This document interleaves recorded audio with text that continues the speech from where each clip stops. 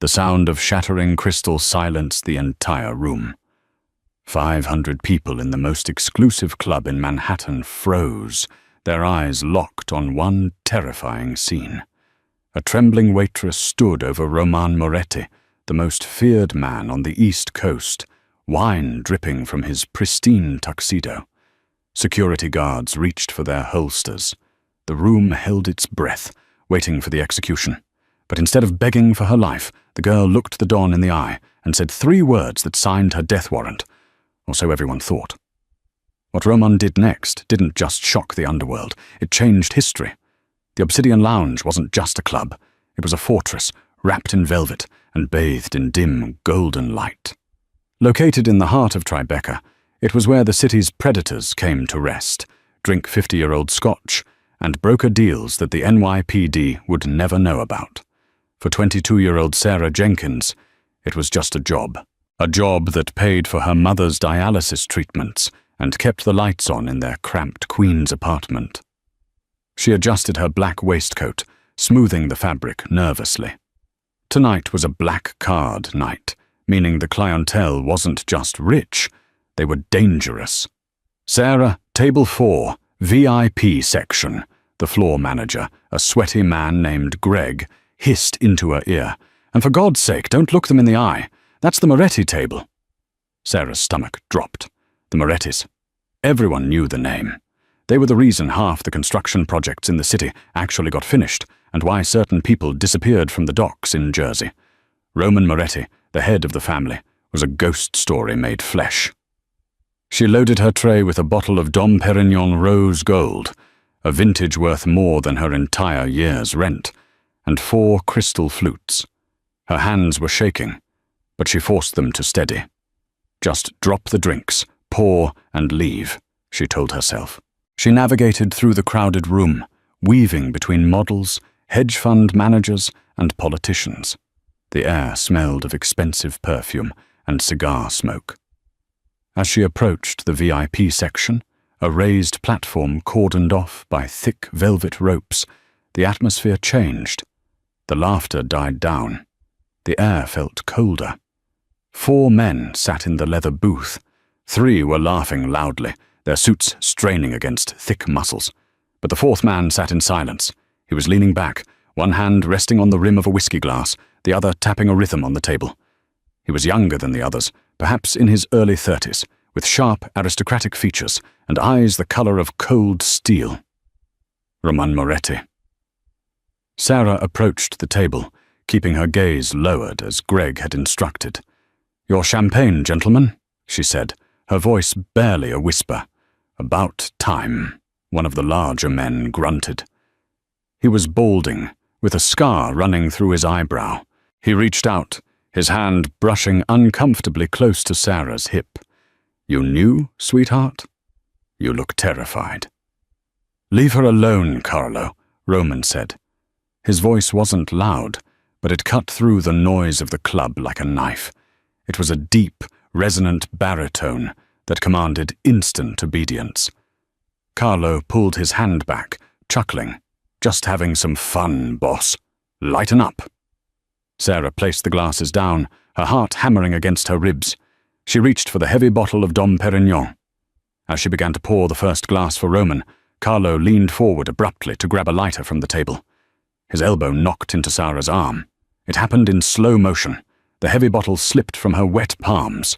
She tried to catch it, but gravity was faster.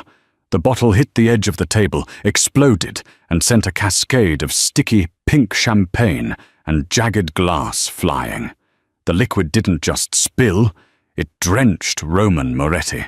It soaked his custom Armani tuxedo, ruined his silk tie, and splashed across his face.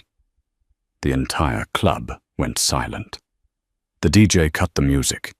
It was as if someone had sucked all the oxygen out of the room. Carlo stood up so fast his chair toppled over. "You stupid B***," he roared, his hand going to the gun bulge under his jacket. Sarah stood frozen, her face pale. She knew, with absolute certainty, that she was going to die. Not fired. Dead. Roman slowly wiped the champagne from his eyes. He looked down at his soaked suit, then up at Sarah. His expression was unreadable, which made it 1,000 times more terrifying. I'm so sorry, Sarah stammered, tears welling in her eyes. I didn't. He bumped me. You blaming me? Carlo shouted, stepping around the table. He raised his hand to backhand her. Instinct took over. Sarah didn't cower. She didn't flinch. Years of watching her father abuse her mother, years of promising herself she would never be a victim again, flared up inside her. She caught Carlo's wrist in mid-air. The crowd gasped. A waitress touching a maid man. It was unheard of. He bumped me, Sarah said, her voice trembling but loud enough for the table to hear. She dropped Carlo's hand and looked directly at Roman Moretti, breaking the cardinal rule. I'm sorry about your suit, sir. I will pay for the cleaning, but I will not let your dog hit me for his mistake. Carlo's face turned purple. He reached for his holster. I'm going to put a bullet in— Sit down, Carlo, Roman said. The command was soft, but Carlo froze instantly. He looked at his boss, confused. Boss, she just— I said, sit down. Roman stood up. He towered over Sarah, his dark eyes scanning her face, searching for fear. He saw it, but he also saw something else. Fire. Defiance. He took a step closer, invading her personal space. He smelled of expensive cologne and champagne. You have a sharp tongue for a girl who just ruined a $5,000 suit. Sarah lifted her chin. And you have poor taste in company for a man who runs the city. The silence stretched, agonizing and heavy. People were praying for her. Greg, the manager, was already on his phone, likely calling the morgue. Then the impossible happened. Roman Moretti laughed. It was a dark, dry chuckle. He reached into his jacket pocket. Sarah flinched, expecting a weapon. Instead, he pulled out a crisp, white handkerchief. He dabbed at his collar, his eyes never leaving hers. Get out, he said softly. Sarah blinked. What? Leave, now, before Carlo forgets who pays his salary. Sarah didn't wait to be told twice. She turned and ran, bursting through the kitchen doors, grabbing her purse from her locker, and fleeing out the back alley exit into the rainy New York night. She ran until her lungs burned, convinced that at any moment, a black car would screech up beside her and end it all. She didn't stop until she was safe inside her apartment, locking all 3 deadbolts. She collapsed against the door, sliding down to the floor. She had survived. But as she stared at her trembling hands, she didn't realize the truth. Roman Moretti hadn't let her go because of mercy. He had let her go because he was interested. And in Roman's world, being interesting was far more dangerous than being dead. The next morning, the sun rose over Queens, grey and dreary, matching the pit in Sarah's stomach. She hadn't slept. Every creak of the floorboards, every siren passing by on the street below made her jump. She knew she had lost her job. Greg had texted her 3 times, "Don't come back. You're done." She sat at her small kitchen table, staring at the pile of medical bills for her mother. The dialysis center needed a payment by Friday, or they would pause treatment. She had $300 in her checking account. "Sarah?" Her mother's voice came from the bedroom, weak and raspy. "Is that you? You're up early." "Just couldn't sleep, Mom," Sarah called back, forcing a cheerful tone. "I'm making coffee." She couldn't tell her mother. Not yet. At 10 a.m., there was a knock at the door. Sarah froze, the coffee mug halfway to her lips. It wasn't a tentative, neighborly knock. It was 3 solid, authoritative raps. She grabbed a steak knife from the drawer and crept towards the peephole. Standing in the hallway was a man in a black suit. It wasn't Carlo. He was younger, clean-shaven, wearing sunglasses, indoors. He held a thick manila envelope. "Sarah Jenkins?" he called out through the door. "I know you're in there. I can hear the floorboards." "Go away!" Sarah shouted, clutching the knife. "I'm calling the police!" "I wouldn't do that, Miss Jenkins," the man said calmly. "Mr. Moretti sent me. He wants to discuss your severance package." Sarah hesitated.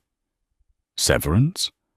Mafia bosses didn't give severance packages. They gave concrete shoes. "Slide it under the door," she said. "It doesn't fit," the man replied. "Look, if we wanted to hurt you, we wouldn't be knocking. Open the door, Sarah." Reluctantly, she undid the locks, keeping the chain fastened. She opened the door 2 inches, peering out. The man held up the envelope. It was heavy, made of expensive, creamy paper, sealed with black wax. "Mr. Moretti requests your presence tonight. 8 p.m. A car will collect you." "I'm not going anywhere with you people," Sarah hissed. The man smiled, but it didn't reach his eyes.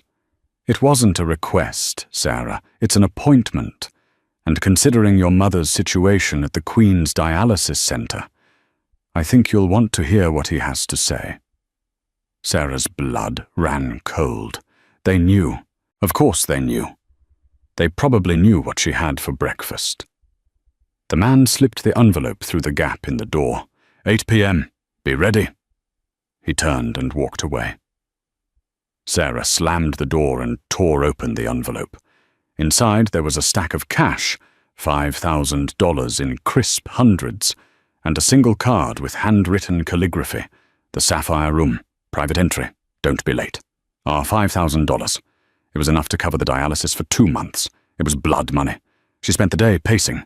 She could run. She could take her mum and flee to... where? Ohio? With no money and a sick parent? They wouldn't make it past the state line. She had no choice. At 7:55 p.m., a matte black Rolls-Royce Phantom pulled up to her curb. It looked absurdly out of place against the graffitied brick of her apartment building. The neighbors were staring from their windows. The driver, a massive man with a neck like a tree trunk, opened the back door. Sarah stepped in. The interior smelled of leather and cedar. The windows were tinted so dark she couldn't see out. The ride was silent. They crossed the bridge into Manhattan, heading toward the meatpacking district. The car stopped in front of a nondescript steel door in an alleyway. "Go inside," the driver grunted. Sarah stepped out, her legs shaking in her cheap heels. She pushed the door open. She wasn't in a torture chamber. She was in a restaurant. But not just any restaurant. This was Il Cielo, a place so exclusive you had to know the chef to get a reservation.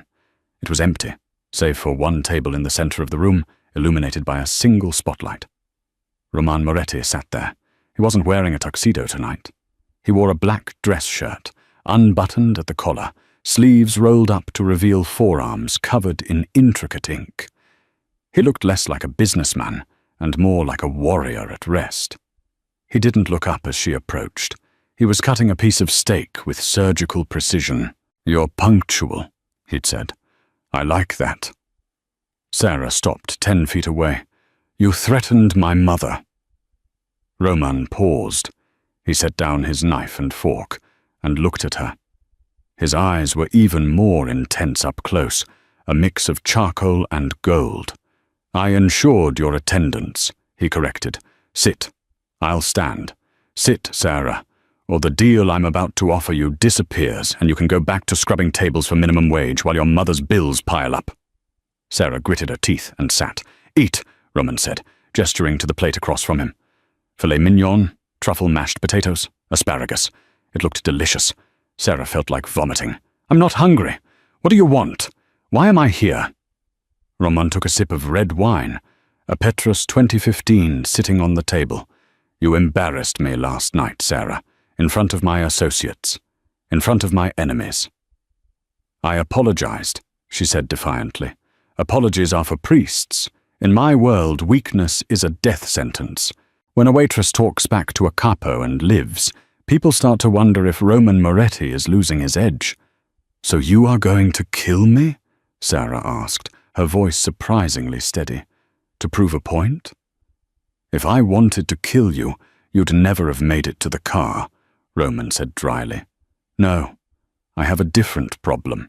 A problem that requires someone unknown, someone with fire, someone who can look a killer in the eye and not blink." He leaned forward. "I have a mole in my organization. Someone is feeding information to the Irish mob. I need to flush them out, but I can't use my own men. I don't know who to trust. And you want me?" Sarah laughed incredulously. "I'm a waitress, Mr. Moretti. I drop drinks. I don't catch spies." You're invisible, Roman countered. No one looks at the help. No one suspects the girl pouring the wine. I own a private club in the Hamptons, the Gatsby Estate. Next weekend, I'm hosting a summit. All my lieutenants will be there. The mole will make a move. And you're going to be there. Not as a waitress. Roman reached into his pocket and pulled out a small velvet box. He slid it across the table. Open it. Sarah slowly opened the box. Inside sat a diamond ring the size of a grape. It glittered violently under the spotlight. You're going to be my fiancé, Roman said calmly, as if discussing the weather. Sarah choked on air. Excuse me? Fake fiancé, he clarified. You'll play the part, a distraction. While everyone is focused on the girl who tamed the beast, they won't realize you're listening to every word they say. You'll be my eyes and ears. You're insane, Sarah whispered. I'm desperate, Roman said, his voice dropping an octave. And you're broke. Here is the offer. You do this for 1 weekend. You play the role. You help me find the rat. In exchange, I pay off your mother's medical bills. All of them. For the rest of her life. Sarah stared at him. It was a deal with the devil. She knew that. If she said yes, she was entering a world of bullets and blood. If she got caught, the mole would kill her. But then she thought of her mother's tired face, the stack of final notice letters. She looked at the ring. Then she looked at the dangerous, beautiful man sitting across from her. What happens if I say no? She asked. Roman shrugged. You walk out that door, you never see me again, and you figure out how to pay $50,000 in dialysis costs by yourself. The silence in the restaurant was deafening. Sarah closed her eyes. She took a deep breath, smelling the truffles and the danger. She opened her eyes and reached for the ring. 1 weekend, she said. Roman smiled. This time it reached his eyes. It was a wolf's smile. 1 weekend, he agreed. Welcome to the family, amore. The diamond felt heavier than a handcuff. As Sarah slid it onto her finger in the dim light of Il Cielo, she felt a distinct shift in the atmosphere. She was no longer Sarah Jenkins from Queens. She was property of the Moretti crime family. Tomorrow morning, 9 a.m., a team will arrive at your apartment, Roman said, standing up and buttoning his jacket. The seductive energy was gone, replaced by cold efficiency. They will dress you, pack for you, and prepare you. Burn whatever you're wearing right now. It smells like poverty and fear. Charming, Sarah retorted, masking her trembling hands. Roman leaned in close, his breath warm on her ear. From this moment on, you are the love of my life. You adore me. You can't keep your hands off me. And more importantly, you trust me completely. If you break character, even for a second, the sharks in the water will smell blood. Do you understand? I understand, she whispered. Good. Now go home. Get some sleep. You're going to need it. He didn't offer her a ride.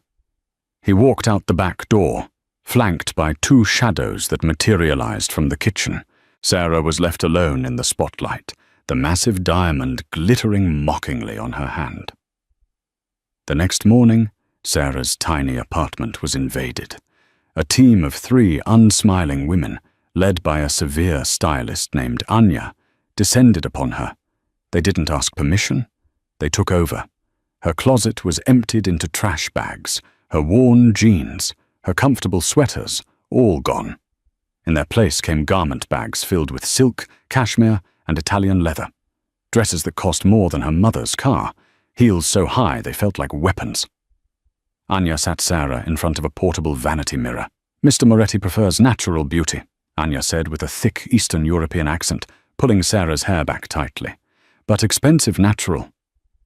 For 3 hours they plucked, polished, and painted. When Sarah finally looked in the mirror, she gasped. The girl staring back wasn't the tired waitress who worried about electric bills. This woman looked poised, dangerous, and untouchable. She wore a cream-colored cashmere jumpsuit that fit like a second skin, and her dark hair fell in perfectly glossy waves. She looked like money. She looked like a mob boss's wife. At noon, the black Rolls-Royce returned. This time, Roman was inside. He looked up from a tablet as she slid into the leather seat next to him. His eyes scanned her from head to toe, a slow, possessive appraisal that made her skin prickle. He didn't smile, but she saw a flicker of satisfaction in his dark gaze. "Adequate," he murmured, returning to his tablet. "Nice to see you too, darling," Sarah said dryly, testing the waters. Roman's lip twitched. "Careful. Don't overplay your hand. We need a backstory. We met at the New York Public Library. The Rose Main Reading Room. You dropped a stack of books on art history. I helped you pick them up." Sarah actually laughed. "You? In a library?" Roman turned to her, his expression dead serious. "I read, Sarah. Sun Tzu, Machiavelli, Marcus Aurelius. Don't mistake brutality for ignorance. It's the intelligent ones you need to fear." The drive to the Hamptons took 2 hours. As they left the city behind and entered the world of manicured hedges and 10-foot privacy walls, the tension in the car grew thicker. Roman briefed her on the players. "There will be 5 capos there. My inner circle. Carlo, you've met. He's a blunt instrument, loyal but stupid. Then there's Vinny the accountant, sweaty, nervous, handles the money laundering. Don't talk numbers with him. He'll panic." He paused. "Then there is Luca Rossi. Charming, handsome, runs the downtown clubs. The women love him. He smiles too much. Keep your distance from Luca." "Is he the mole?" Sarah asked quietly. "Everyone is the mole until proven otherwise," Roman replied. "Remember, Sarah, these men are killers. They will smile at you, offer you a drink, and if they smell weakness, they will snap your neck before I can stop them." He reached over and took her hand. His grip was firm, his thumb tracing the veins on her wrist. It felt overwhelmingly intimate. "We are arriving. Showtime, amore." The gates of the Gatsby estate swung open. It wasn't a house. It was a sprawling stone mansion overlooking the ocean, surrounded by acres of perfectly green lawn. It was breathtakingly beautiful and utterly terrifying. Armed guards patrolled the perimeter with German shepherds. The car stopped on the circular driveway. The front doors of the mansion opened, and 5 men walked out onto the stone steps. The inner circle. Roman stepped out of the car first, buttoning his suit jacket. The men straightened up instantly, respect and fear radiating from them. Then Roman reached back into the car and offered his hand to Sarah. She took a deep breath and stepped out into the afternoon sun. The ocean breeze whipped her hair around her face. Silence fell over the driveway. 5 pairs of hard eyes locked onto her. She saw Carlo near the back, his jaw practically hitting the floor. The others looked confused, wary. Roman pulled her fast against his side, wrapping a heavy arm around her waist. It was a gesture of ownership, a clear message to his men. "Mine." "Gentlemen," Roman said, his voice booming over the sound of the crashing waves, "before we begin business, I have an introduction to make. This is Sarah, my fiancée." The word hung in the air like a grenade. A handsome man in the front with slicked back hair and a $1,000 smile stepped forward. "Luca Rossi." "Fiancé?" Luca said, his voice smooth as velvet, his eyes dancing over Sarah with an uncomfortable intensity. "Roman, you're full of surprises. We didn't even know you were dating." "I value my privacy, Luca. You know that," Roman said coldly, pulling Sarah tighter. "Well," Luca stepped closer, taking Sarah's free hand and raising it to his lips. His eyes, a startling shade of green, locked onto hers. "She is stunning, a diamond among rocks. Welcome to the family, Bella." He kissed her knuckles. His lips were warm, but his eyes were cold as ice. Sarah felt Roman tense beside her. She pulled her hand back slowly, forcing a dazzling smile. "Thank you, Luca," she said, her voice steady. "Roman has told me so much about all of you." She felt Roman relax slightly. She had passed the first test. She hadn't flinched. As they walked up the steps into the cavernous mansion, Sarah realized the terrifying truth of her situation. She was trapped in a luxurious prison with 5 lions and 1 very dangerous wolf, and she had to figure out which lion was trying to kill the wolf before they all turned on her. The interior of the Hamptons estate was a testament to old money and new violence. The ceilings were 30 feet high, adorned with frescoes. The floors were imported marble that echoed with every footstep, but beneath the beauty there was an undercurrent of menace. The staff moved like ghosts, eyes averted, terrified of making a sound. Dinner that night was held in the grand dining room. A table long enough to seat 50 was set for just 7. Roman sat at the head, with Sarah on his right. The 5 lieutenants were spread out, ensuring no private conversations could take place. The atmosphere was suffocating. The air smelled of roasted duck, heavy red wine, and testosterone. "So, Sarah," Vinny the accountant started, wiping sweat from his upper lip with a linen napkin. He was a small, nervous man whose suit seemed 2 sizes too big. "Where did you find our Roman? We thought he was married to the business." Sarah felt 5 pairs of eyes shift to her. This was it. The backstory test. She smiled, reaching out to rest her hand casually on Roman's forearm. His muscle was rock hard beneath his suit sleeve. The public library, actually. The Rose Reading Room. Carlo snorted into his wine glass. The library? Roman? "I was carrying too many books on Renaissance art history," Sarah continued, embellishing the lie smoothly. "I dropped them right at his feet. I was mortified. But he just knelt down and helped me pick them up. We started talking about Michelangelo, and, well, here we are." She looked at Roman with an adoring gaze practiced in the mirror. Roman looked back at her, and for a split second, Sarah felt a jolt of genuine electricity. His eyes were intense, burning into hers with something that didn't feel like acting. "She captivated me," Roman said, his voice deep and resonant. He covered her hand with his. Beauty and brains, a rare combination. Luca Rossi, sitting across from them, swirled his wine glass, watching the interaction with hawk-like focus. "It's a lovely story. A whirlwind romance. Very unlike you, Roman. You usually vet your investments for years before committing." It was a dig, a subtle accusation that he was thinking with the wrong head. Roman's smile didn't waver, but his eyes hardened. "When you know, Luca. Perhaps one day you'll find something you love more than your own reflection, and you'll understand." The table went deadly silent. Luca's smile froze. The tension was so thick, Sarah felt like she could choke on it. Roman broke the silence by spearing a piece of duck and holding it to Sarah's lips. "Try this, darling. It's excellent." Sarah opened her mouth, allowing him to feed her. It was a primal display of dominance and submission for the benefit of the men watching, but the brush of his fingertips against her lips sent a shiver down her spine that had nothing to do with fear. She realized, with a jolt of panic, that she was attracted to him, to the monster. The rest of the dinner passed in a blur of coded conversation. They talked about shipping delays at the docks, smuggling operations, and union negotiations in Queens, territory disputes. Sarah listened, trying to memorize names, dates, locations, just as Roman had instructed. After dinner, the men retired to the cigar room for business, leaving Sarah alone. "Go to our room," Roman had whispered to her. "3rd floor, end of the hall. Don't wander." Sarah went upstairs to the master suite. It was bigger than her entire apartment, dominated by a massive 4-poster bed. Her meager belongings, now supplemented by the designer clothes, were already unpacked in the walk-in closet. She couldn't relax. The adrenaline was coursing through her veins.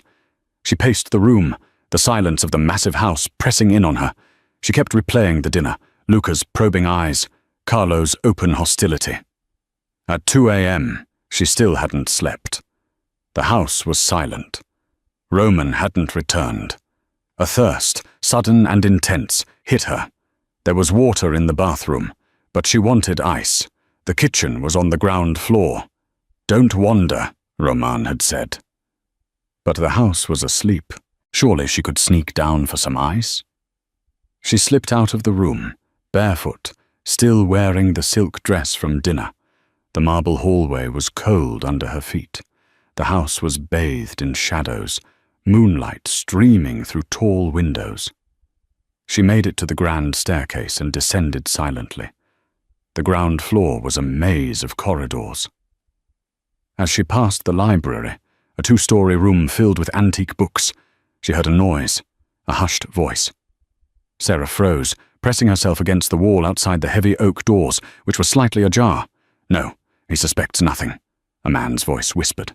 It was urgent, angry. He brought a girl this weekend. Some piece of arse to distract himself. He's getting soft. Sarah's heart hammered against her ribs. It was the mole. The shipment comes in Tuesday night at the Red Hook docks. Container 45B. Yes, the heroine. A pause. The person on the other end of the line was speaking. Then the man in the library laughed.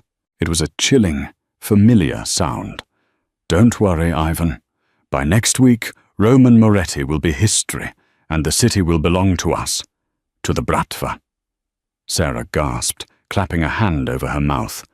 Bratva, the Russian mafia. Roman had thought it was the Irish. He was wrong. The threat was much bigger, much more ruthless. She needed to see who it was. She had to be sure. Trembling, she leaned forward, peeking through the crack in the doors. The library was dark, lit only by the glow of a smartphone screen. The man had his back to the door, looking out the window towards the ocean. He turned slowly, pacing while he listened. The moonlight caught his profile, slicked back hair, a tailored suit. It was Luca Rossi, the charming one. The one Roman had warned her about. Sarah pulled back sharply, her breath catching in her throat. She had to get back upstairs. She had to tell Roman. She took a step backward, preparing to turn and run. Creak. The antique floorboard beneath her bare foot groaned loudly in the silence. The voice in the library stopped instantly. "Who's there?" Luca hissed. Sarah didn't wait. She turned and bolted for the stairs, adrenaline fueling her flight. Behind her, she heard the library doors throw open and heavy footsteps thudding on the marble, giving chase. Sarah's heart was a frantic bird battering against her ribcage. She took the marble stairs 2 at a time, silk bunched in her fists, no longer caring about noise. Behind her, the heavy thud of footsteps grew louder. Luca was fast. She burst through the double doors of the master suite, slamming them shut and fumbling for the lock. Her fingers shook so badly she couldn't turn the deadbolt. "Roman!" she screamed into the darkened room. "Roman, wake up!" The massive bed was empty. The sheets were cold. Despair washed over her. He wasn't there. She was trapped in a room with a traitor who knew she had signed his death warrant. The doorknob twisted violently. Then a heavy shoulder slammed against the wood.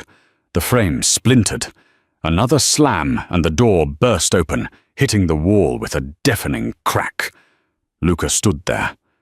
The charming smile was gone, replaced by a mask of pure, cold fury.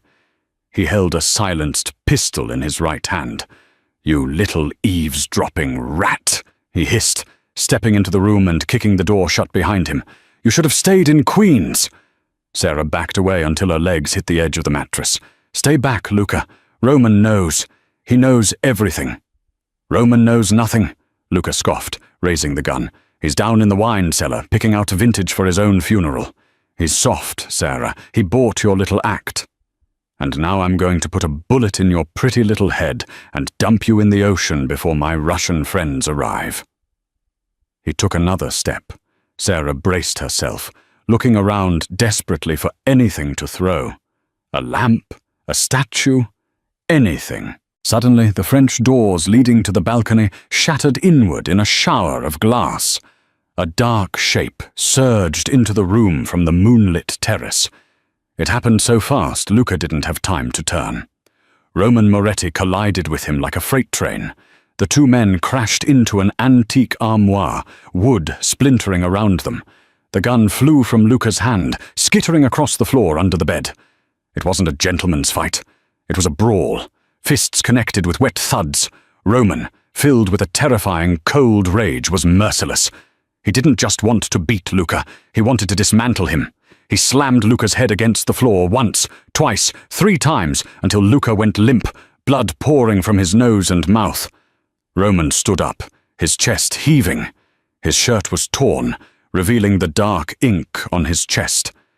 He ran a hand through his hair, his eyes wild as they scanned the room until they landed on Sarah.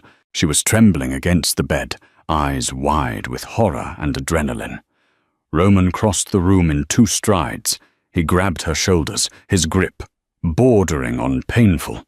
"Are you hurt?" he demanded, shaking her slightly. "Did he touch you?" "No," she gasped. "Roman, I heard him in the library. He's on the phone with the Russians, the Bratva. They have a shipment coming in Tuesday. He said he was going to kill you." Roman's jaw tightened. The betrayal of a man he had treated like a brother for 10 years stung worse than any physical blow. But beneath the anger, Sarah saw something else in his eyes. Relief, intense, burning relief that she was alive. He looked down at her, his gaze dropping to her lips. The adrenaline in the room shifted violently from fear to something much hotter. "You did good," he murmured, his voice rough. "You did so good, Sarah." He didn't ask permission. He leaned down and crushed his mouth to hers. It wasn't a gentle kiss. It was desperate, possessive, a release of all the tension that had been building between them since that first night in the club. Sarah didn't pull away. She melted into him, wrapping her arms around his neck, pulling him closer. For the first time in her life, she felt completely safe, even in a room splattered with blood and broken glass. He lifted her effortlessly, carrying her towards the bed. The reality of what they were doing crashed down on her. This wasn't part of the deal. This was real, and falling in love with Roman Moretti was the most dangerous thing she could possibly do. But as his hands moved over her body, erasing the fear of the last hour, she realized it was already too late. The morning sun was brutal, exposing the wreckage of the bedroom. Luca was gone, dragged away by guards in the middle of the night to the estate's soundproof basement. Sarah woke up alone in the massive bed. The sheets smelled of Roman, cologne, sweat, and something metallic. The memory of the previous night hit her with the force of a physical blow. The passion had been intense, almost frightening in its rawness. She found Roman downstairs in his study, fully dressed in a sharp grey suit, staring out at the ocean. He held a tumbler of whiskey, even though it was only 9 a.m. He didn't turn when she entered. "The car is ready. It will take you back to Queens." His voice was devoid of emotion. The passionate lover from hours ago was gone, replaced by the Don. Sarah felt a cold knot form in her stomach. "That's it? It's over?" Roman finally turned. His face was a fortress. "The deal is concluded, Sarah. You found the mole. Your mother's debts are paid in full. I checked this morning. She will never worry about money again." "It wasn't just a deal last night, Roman," she whispered, hating how weak her voice sounded. He walked over to her, stopping inches away. He didn't touch her. "Last night was adrenaline. It was a mistake. My world is about to go to war with the Russian mafia. It's going to get ugly. There is no place in it for you." "You're pushing me away to protect me," she challenged. "I'm sending you away because you are a liability," he lied, his eyes flat. "Goodbye, Sarah." He turned his back on her. It was a dismissal. Heartbroken and feeling utterly used, Sarah grabbed her small bag of original clothes and walked out of the mansion. The black Rolls-Royce was waiting. The driver was new, not the giant from before. This one was younger, with a nervous tick in his jaw. "To Queens, miss," he said, not meeting her eyes in the rearview mirror. As the gates of the estate closed behind them, Sarah leaned her head against the cool window and wept silently. She had survived the mafia, saved her mother, and lost her heart all in one weekend. They had been driving for an hour when Sarah realized something was wrong. They weren't heading west towards the city. They were heading deep into Brooklyn, toward the industrial wasteland of the docks. "Where are you going?" She sat up, panic flaring. This isn't the way to Queens." "Traffic, miss. Taking a shortcut," the driver mumbled, sweating profusely. "Stop the car," Sarah commanded, reaching for the door handle. It was locked. Child lock engaged. "I said stop the car!" The driver slammed on the brakes, but not because she told him to. A large van had swerved in front of them, blocking the narrow road between two dilapidated warehouses. Before Sarah could scream, the van doors slid open. 4 men in ski masks jumped out, carrying assault rifles. They surrounded the Rolls-Royce. The driver unlocked the doors. "I'm sorry," he whimpered. "They have my family."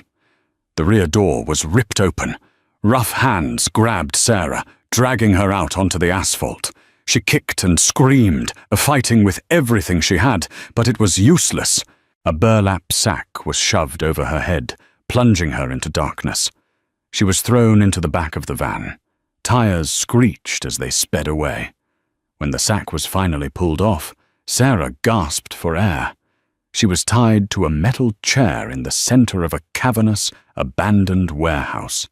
The air smelled of diesel fuel and rotting fish. The Red Hook docks. Standing in front of her wasn't a Russian. It was Luca. His face was a mess of purple bruises and swelling from Roman's beating, one eye completely shut. He looked like a demon. "Did you really think Roman could hold me?" Luca sneered, spitting blood onto the concrete floor. "I have friends in high places, Bella. The Bratva pays better than the Italians." He pulled out a burner phone and dialed a number, putting it on speaker. "Moretti!" Roman's voice barked, hard and impatient. "Missing something, boss?" Luca taunted into the phone. There was a beat of silence on the other end. A terrifying, deadly silence. "Luca!" Roman's voice was barely a whisper, but it carried more menace than a shout. "If you have harmed her, I will peel the skin from your body while you are still breathing." Luca laughed, a wet, gurgling sound. He walked over to Sarah and grabbed a fistful of her hair, yanking her head back brutally. "Say hello to your boyfriend, Sarah." Sarah gritted her teeth, refusing to give him the satisfaction. Luca slapped her across the face, hard. She cried out involuntarily. "Sarah!" Roman roared through the phone. "She's fine. For now," Luca said, wiping his hand on his pants. "Listen carefully, Roman. Tonight, midnight, Pier 4. You come alone. No guards. No weapons. Just you. If I see anyone else, the girl feeds the crabs. I'll be there," Roman said instantly. "I know you will, because you're soft. And tonight, the Bratva and I are going to take back this city over your dead body." Luca hung up the phone and smiled crookedly at Sarah. "He's coming to save you, princess, and he's walking right into a slaughter." The air at Pier 4 was thick with fog and the stench of stagnant harbour water. Midnight had come and gone, leaving the docks in a suffocating silence, broken only by the distant groans of metal cranes settling in the wind. Inside the warehouse, Sarah sat bound to the chair, her wrists raw from struggling against the zip ties. Her cheek throbbed where Luca had struck her. Around her, 12 men stood in the shadows, hired muscle from the Russian Bratva, armed with military-grade rifles. They were ghosts in the gloom, waiting for the kill. Luca Rossi paced in front of the open bay doors, checking his watch. The wind whipped his coat, making him look like a jagged shadow. "He's late," one of the Russians grunted, shifting his grip on an AK-47. "He's not late," Luca sneered, racking the slide of his pistol. "He's hesitating. The great Roman Moretti is afraid." Suddenly the sound of a single pair of footsteps echoed on the concrete outside. Click, click, click. Slow, deliberate, calm. Luca signaled the men. They raised their weapons, aiming into the swirling fog. From the mist, a figure emerged. Roman Moretti walked into the light of the warehouse flood lamps. He wore a black trench coat, his hands held clearly out to his sides, palms open. He was alone. No guards. No backup. Just one man walking into a firing squad. Sarah's heart shattered. He had actually done it. He had come to die for her. "Roman!" she screamed, her voice cracking. "It's a trap! Get out!" Luca spun around and pointed his gun at Sarah's head. "Shut her up!" One of the Russians taped her mouth shut with heavy duct tape. Tears streamed down Sarah's face as she looked at Roman. Roman stopped 10 yards away. His face was a mask of terrifying calm. He didn't look at the guns pointed at his chest. He looked only at Sarah. He took in the bruise on her cheek, the fear in her eyes, and a darkness passed over his face that was colder than the Atlantic Ocean behind him. "I'm here, Luca," Roman said. His voice didn't echo. It cut through the air. "Let her go." Luca laughed, stepping forward. He felt invincible. "You really are a fool, Roman. You think I'm going to let her go? She's a loose end, and you're a relic." "I honored the terms," Roman said. "I came alone, unarmed. And that," Luca smiled, raising his gun to point directly at Roman's heart, "was your last mistake. The Bratva doesn't do deals. We do takeovers." "Check the container," Roman said softly. Luca blinked. "What?" "The shipment you wanted. Container 45B. The heroin. It's right there behind you." Roman nodded toward the massive red shipping container that Sarah was tied up next to. "Check it. Make sure your prize is worth dying for." Luca narrowed his eyes. Greed flickered across his face. "Open it," he ordered 2 of the Russians. The men lowered their rifles and walked to the heavy steel doors of the container. They unlatched the locking bars with a loud clang. "You see, Sarah," Luca whispered, leaning close to her ear. "He's trying to buy his life. But it won't work." The Russians swung the heavy doors open. Inside, there were no pallets of heroin. There was darkness. Then, 6 red laser dots appeared on the chests of the Russian gunmen. Thwip, thwip, thwip. Silenced gunfire erupted from the darkness of the container. The 2 men who opened the doors dropped instantly. Before Luca could process what was happening, a team of tactical enforcers, clad in black body armor, surged out of the container. At the same moment, the windows high up in the warehouse shattered inward. "Snipers! It's an ambush!" Luca screamed, scrambling for cover behind a stack of crates. Chaos exploded. Roman didn't run for cover. He ran straight through the gunfire toward Sarah. Bullets sparked off of the concrete around him. He moved with a lethal grace, sliding on his knees to reach her chair. He pulled a ceramic knife from his boot, the one weapon the metal detectors wouldn't have found, and slashed her bonds. "Stay down!" he roared, shielding her body with his own as a spray of bullets chewed up the floor where they had been seconds before. "You said you came alone," Sarah yelled over the noise of the firefight, ripping the tape from her mouth. "I lied," Roman gritted out, pulling a pistol from the holster of a fallen Russian and firing back blindly. "I bought the shipping container company 3 hours ago. My men have been inside that box since noon waiting for the signal. The warehouse was a war zone. Roman's men were elite, disciplined. The Bratva thugs were dropping fast." Luca, realizing he was losing, made a desperate move. He saw an opening and bolted towards the bay doors, heading for a speedboat docked at the pier. "He's getting away!" Sarah shouted, pointing. Roman looked at the fleeing traitor, then at Sarah. "Stay here. Do not move." He took off after Luca. Luca reached the edge of the pier, fumbling with the rope of the boat. He heard footsteps and spun around, raising his gun. Roman was faster. He didn't shoot. He tackled Luca, and the 2 men went over the edge of the pier, plummeting into the icy black water below. "Roman!" Sarah screamed, scrambling to her feet and running to the edge. The water churned violently. Bubbles and foam rose to the surface. Then silence. Sarah gripped the rusty railing, her heart stopping. "Roman!" For 10 agonizing seconds, there was nothing, just the black water lapping against the wood. Then a hand slammed onto the ladder rung. Roman hauled himself up, dripping wet, gasping for air. He dragged a limp body up with him. Luca! He threw Luca onto the dock. The traitor was coughing up water, barely conscious, shivering violently. Roman stood over him, water streaming from his trench coat. He looked like a god of vengeance rising from the sea. Luca looked up, his eyes filled with terror. "Roman, please, we're family. I was confused. You're not family," Roman said, his voice void of any humanity. "You're a disease." Roman didn't raise a weapon. He simply turned his back on Luca. From the shadows of the warehouse, Carlo stepped out. He was holding a heavy length of chain. "Handle the trash, Carlo," Roman commanded. Roman walked toward Sarah. He didn't care about the shivering traitor behind him or the sound of the chain rattling. He only cared about the woman standing in the fog. Sarah didn't wait. She ran to him, colliding with his wet chest. He wrapped his arms around her, burying his face in her neck. He was freezing cold, but his hold was fire. "It's over," he whispered into her hair. "It's finally over." 6 months later. The Obsidian Lounge was busier than ever. The music was thumping, the champagne was flowing, and the city's elite were partying as if there were no tomorrow. The manager, Greg, was sweating as he tried to manage the VIP list. He looked up as the front doors opened, and the room went silent. Roman Moretti walked in.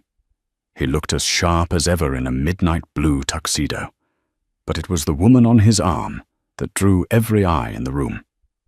Sarah Jenkins. She wasn't wearing a waitress uniform.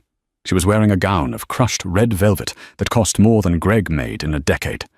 Diamonds dripped from her ears and throat. She walked with her head high, radiating a power that matched Roman's step for step. They moved through the crowd, which parted like the Red Sea. They reached the VIP section, table 4, the same table where Sarah had spilled the champagne 6 months ago. Greg rushed over, trembling. "Mr. Moretti, Mrs. Moretti, it is an honor. I have your usual table." Sarah looked at Greg. She remembered how he had fired her via text, how he had treated her like garbage. She smiled. It was a terrifyingly polite smile. "Thank you, Greg," she said. "But tonight, I think we'll have a different server. Is the new girl working? The one with the tuition bills?" "Yes, ma'am," Greg stammered. "Give her the table," Sarah said, slipping a $100 bill into Greg's pocket. "And Greg, treat her with respect. You never know who she might become." Roman watched her, a look of pure adoration in his eyes. He pulled out her chair. As they sat down, overlooking the empire they now ruled together, Roman took her hand. The massive diamond on her finger caught the light. "Any regrets?" he asked softly, pouring her a glass of water himself. He never let anyone else pour for her anymore. Sarah looked around the club. She thought of her mother, now healthy and living in a beautiful house in Westchester. She thought of the fear, the blood, and the cold water of the docks. Then she looked at the man who would burn the world down for her. "No regrets," Sarah whispered, clinking her glass against his. "Just karma," Roman smiled. "To karma." They drank, and the city bowed at their feet. The waitress was gone. The queen had arrived. Wow, talk about a glow-up. From spilling drinks to ruling the underworld, Sarah proved that sometimes the biggest mistake you can make is underestimating the quiet ones. I absolutely loved how Roman had the shipping container trap ready. That is exactly why he's the boss. What did you guys think? Would you have taken the deal to be a fake fiancé for a mafia don, knowing the risks? Or would you have run for the hills? Let me know your thoughts in the comments below. If you enjoyed this story of romance, betrayal, and ultimate revenge, please smash that like button. It really helps the channel grow. And don't forget to subscribe and hit the notification bell so you never miss out on the next crazy drama story. Thanks for watching, and I'll see you in the next video.